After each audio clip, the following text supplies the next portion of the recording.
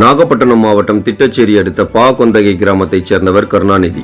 திமுக கட்சியின் மூத்த முன்னோடியான இவர் உடல்நலக்குறைவு காரணமாக உயிரிழந்தார். இவரது உடலை வழக்கம் போல் கொந்தகை சுடுகாட்டில் அடக்கம் செய்வதற்காக உறவினர்கள் ஊர்வலமாக எடுத்து வந்தனர். இதற்கு அந்த பகுதியில் வசிக்கும் பட்டியலின மக்கள் கடும் எதிர்ப்பு தெரிவித்தனர். இதையடுத்து பாடையில் இருந்த உடலை சாலையில் கடத்தி ஒரு தரப்பு சமூகத்தினர் நாகை திட்டச்சேரி சாலையில் திடீர் சாலை மறியல் போராட்டத்தில் ஈடுபட்டனர். இதனால் அங்கு பெரும் பரபரப்பு நிலவியதுடன் இருதரப்பு சமூகத்தினரிடையே மோதல் உருவாகும் சூழல் ஏற்பட்டது. இதையடுத்து அங்கு அதிவிரைவு படை போலீசார் குவிக்கப்பட்டு இரு தரப்பினரிடமும் நாகை டிஎஸ்பி பாலகிருஷ்ணன் பேச்சுவார்த்தையில் ஈடுபட்டார். பேச்சுவார்த்தையில் உடலை ஒழுங்காக அடக்கம் செய்யாததால் அங்கு வசிக்கும் மக்கள் பெரும் இன்னலுக்கு ஆளாவதாக ஒரு தரப்பினர் குற்றம் சாட்டினர். இதனிடையே இரு தரப்பினரும் ஒத்து வராததால் உயிரிழந்தவரின் உடலை அடக்கம் செய்வதில் நீண்ட நேரம் பெரும் சிக்கல் நீடித்தது.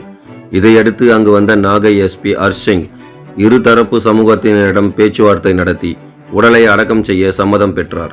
இதையடுத்து உயிரிழந்தவரின் நபரின் உடல் 7 மணி நேரம் போராட்டத்திற்கு பின் இரவில் கொந்தகை இடுகாட்டில் அடக்கம் செய்யப்பட்டது.